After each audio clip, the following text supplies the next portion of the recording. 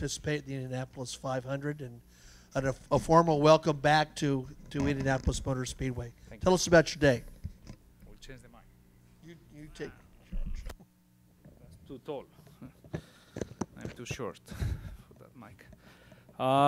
Yeah, hello everyone. It was good day. I was a little bit concerned about the conditions, about the temperature. Much hotter today than the test we did here on the third. But no, the car felt good, felt as good as in the test, and I was able to make some setup changes. Yeah, without, as I said, losing the confidence from the car. So everything went very smooth until the last half an hour, maybe, that we have some issues with the rear suspension, and we could not complete the program that it was planned to run a little bit on traffic at the end of the day. So we missed that part, but overall was an amazing day. Happier than the first day with the car, because I was able to feel some of the setup changes that we were playing in the morning, and yeah, I felt good. Not much running in traffic. That is still the thing that I need to go through in the next couple of days. So that is something we need to chase tomorrow in the program. But I did 2 or 3 laps behind some cars that they were going out of the pit lane, and it was good fun. So I'm looking forward. Running along is enough. When Eddie Cheever came the first time after many years in Formula One, he said the biggest thing here that really threw him off was the wind, and how the wind affected the car. I don't know how much that's been a factor today or in your previous test or not. Yeah, it was quite windy today, so that was another thing that I was worried when I jumped in the car today. I saw the flags, and it seems that it was quite a strong wind, but on the car I didn't feel any big issues, so that was a positive thing as well. Also in the test we did here 2 weeks ago, the wind that picked up in the afternoon made the car a little bit more difficult. So yeah, I was a little bit concerned, as I said, this morning, one for the temperature and second for the strong wind that it seems that today was there. But the car worked perfectly okay in all 4 corners. No big issues, no dramas. So a very, very positive day. We've got Susie working this side, I'm working this side. So Fernando, how valuable is it that there's an open book of information from your other 5 teammates, especially the 4 veterans? It's very, very helpful.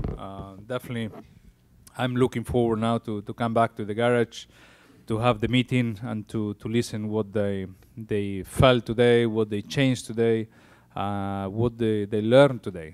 Some of the setup changes we made in the morning when we have the refresh time for our car, they were ready to test it on their car in the afternoon. So I'm curious to see what they felt. But yeah, I think it's a very useful and helpful thing that we have in our team. So what we learn from today, we will implement in the car for tomorrow, and we will do like this for the remaining of the week, and that's a big advantage that hopefully we put in our pocket for qualifying and the race. You began your day with a conversation with Mario Andretti. How special was that, and what did he tell you? What did you learn from that meeting? Yeah, well, he went to the pit lane and just to say hello, but he was, he knew that we were testing at that point, so it was just a formal hello. But later in the garage, lunchtime, we were talking for more than 1 hour and a half. So we went to many things, from Formula One to talk about the tires here, how they perform, to talk about the tires in Formula One. We're talking about the 2-seater that he will run on Monday, he said, and he's preparing that run in a proper way. So if I was one of the guests, I will be worried because he will push to the limit that car, and he's an amazing, person, and a true legend in motorsports. So every comment, every word that he says is obviously very, very important for all of us. And inside the team, we are extremely proud and happy to work with him. Fernando, a couple weeks ago, when you got out of the car, you said it felt like the car was driving me. Did it feel more like you were driving the car today? Yeah, a little bit more. Today I was happier. I felt better in the car. I stole your microphone. We can talk in the same, So yeah, definitely a much better day, much better feeling. So I was able to drive the car, or start driving the car today. Still a long way for me to work and to learn, but yeah, definitely I feel some good steps today. Fernando, what do you think after trying today and on May 3rd is the most difficult thing and the most dangerous thing, even comparing here to Formula One? I think the most difficult thing will be the race itself. All the things that happen in a race like this one, which are the traffic, running in traffic, and learning all the little tricks, to overtake, and to use the performance of your car in which moment of the race, why, and all these little things that only with experience and with races you can learn. And I don't have that experience, and I don't have that time, so I know that I will be weaker in some of these aspects. So I need to learn as quick as I can in the next 10 days, 12 days. And a part of that, I need to try to use other things that is not experience, to try to close that gap that I will have, And the most dangerous thing, I don't think that is anything that stands out. This is just motor racing. Every single race, every single lap that you will do behind a steering wheel in any kind of series, you will have a danger factor there. But when you jump in the car, when you close the visor, you never think about that, and you want any extra mile per hour you can get, you will be happy. Real quickly, we do want to introduce Marco Andretti, who had the fastest time of the day at over 226 mile per hour. It's the second year in a row, Marco, in which you've been the fastest on the first day of practice, and that's always a pretty good thing. So just briefly tell us about your day. Yeah, I mean, we were sort of trying to check the bigger setup item boxes today, the ones that took, the changes that take long. That's why we were down for a lot of the day, and we got some good answers. That's all you can ask for. We're trying to get the bigger items done now, so you can start tuning midweek and later in the week on the car, on the smaller things. So we need to make big changes now, which we've been doing, and quite pleased with the starting car.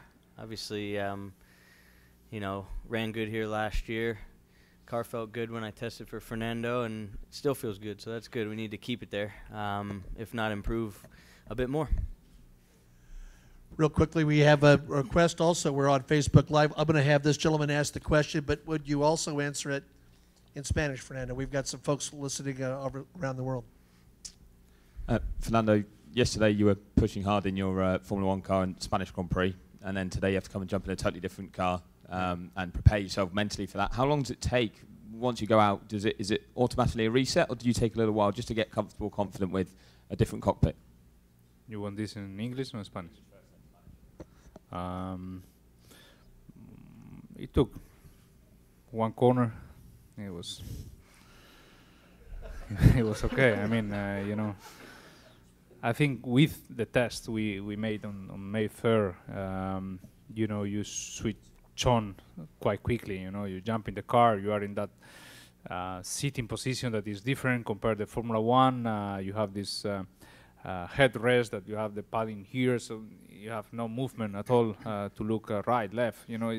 it just, you know, remind yourself exactly what you were driving 2 weeks ago, so you go flat out and you know what is going to happen. So it took really no time to switch on from one to another. Español. Bueno, de ayer estar en un Fórmula 1 a hoy en este coche, la verdad es que no me ha costado mucho tiempo. En la primera o en la segunda curva ya estaba adaptado. Seguramente el test que hice hace 2 semanas, el 3 de mayo, pues te recuerda, ¿no? Cuando te subes al coche, estás sentado en esa posición diferente, tienes el apoyacabezas con espumas en el casco que no te dejan mover mucho la cabeza, y por tanto, pues yo creo que el cuerpo tiene un poco de memoria, ya sabes lo que va a hacer el coche, sabes cómo se comporta, y a la segunda curva ya estás a tope, aunque has probado otro coche muy diferente hace 24 horas, te adaptas de manera muy rápida.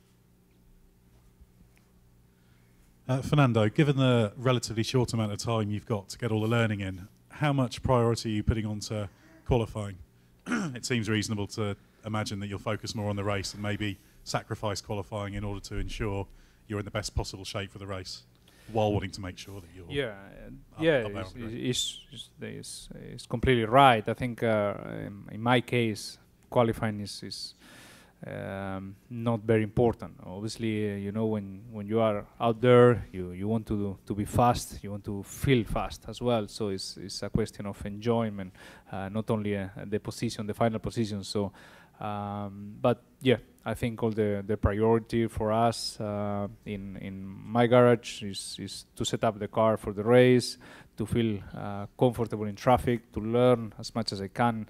You know, the way to overtake, the place to overtake, how you lose the minimum time possible in those maneuvers. So, you know, many things that I don't know now, and I need to learn quickly. So, yeah, let's see what we can do in qualifying, but definitely the race preparation will be the first priority. Marshall got one question, then we're going to let Fernando go. Fernando, your first day working in the big Andretti collaborative environment, what's it like having 4 or 5 other drivers checking in all the time, sharing data? Imagine it's a little bit different than what you're used to in your day job. Yeah, obviously it's a big help. It's amazing, you know, to work with this team. You know, the professionality and the commitment that everyone has in the team to perform at the best is amazing. All the mechanics, the engineers, drivers, all working together under the same garage and sharing all the information. You know, every single lap. You know, whatever happened to one of the cars, the other 5 cars, they know immediately. So that's very useful. And yeah, as I said at the beginning of the conference, now there is the meeting, post-sessions, which I'm looking forward, especially the last hour of running that I miss most of it. It will be interesting to know what these guys, that they have a lot of experience here, and you know, they can test, and what we can bring forward for tomorrow in my car as well, because, you know, at this point of the week, you know, wherever they test and wherever is positive, I trust more them than myself. So I will keep all those changes. Thank you very much. Thank you. Marco, back here to the right. Hey, man. They don't give a trophy for being the fastest today, but how important is it to have a good tone setter, like you said, to kind of hit the ground running in a positive way?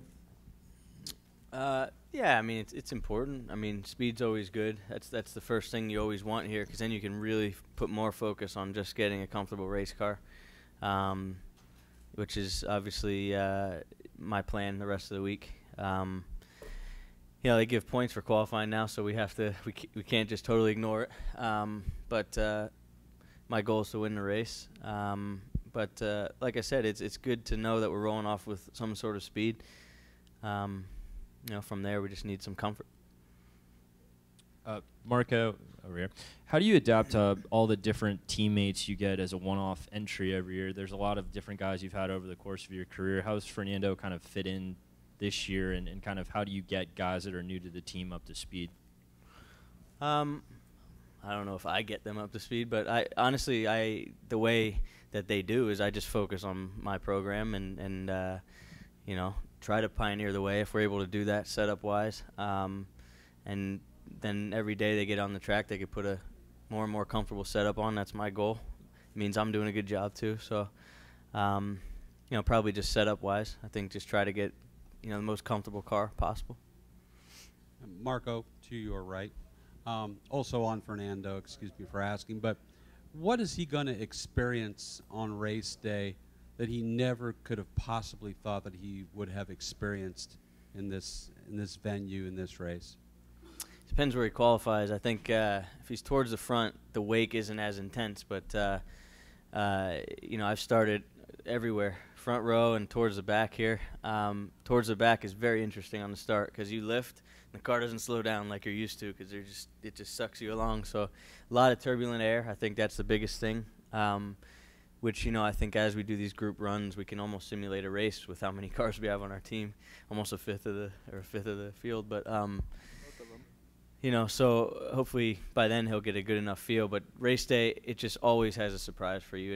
It's never just goes like this. You know, it's 500 miles, so it's just about sort of adapting. Which, you know, what I've witnessed of his career so far, I think he's all right at that. Marco, is an antiquated notion. We used to hear years ago that because drivers would pick up reference points around the racetrack, and suddenly race day, it's full of fans and people of different colors. Is that still relatively true? Yeah, I mean, what holds true is turn one looks a little bit narrower on the first lap or so, but no, it's just, you know, you settle in quite quickly, you know, once you make it past the start. Bruce? How do you broker a way to get the speed later in these race weekends than right off the bat? Yeah, yeah, I've led almost everywhere we've gone in a session at some point, but not able to capitalize. I don't know. I just think, you know, I think qualifying the last race, I just needed a new set of reds in Q2. We just sort of went for it in Q1. Didn't have to, but we were playing it safe. So that was just a confidence thing because coming off a bad practice, you don't want to just not run another set of reds and not advance. So we wanted to make sure we advanced, but then I didn't have new reds. If I did, I think we would have been pretty quick in qualifying. Speakers? Quiet. But you know, speed here is, you know, it's good for qualifying. We need a good race car. So hopefully we'll be able to achieve that. Marco, how difficult it is, do you think, for Fernando to come here and to try to learn in a few days what you guys learn through several years? And have you ever thought about doing the opposite thing, like or how tough would be for you, for example, to race in a Formula One competition with only few days of time to learn? I think he's more prepared than most rookies, to be honest. You know, I think he's got a lot of knowledge and experience on the whole team, and to go off of probably too much information, you know, at once thrown at him. But you know, more prepared than me at 19. You know what I mean? So, you know, I think he's, you know, driving an F1 car, you're still at some level of understanding of dirty air and how to, you know, maneuver in and out, and so it's just that, but a little more intense. Mark, thank you very much for coming in. All right, thanks.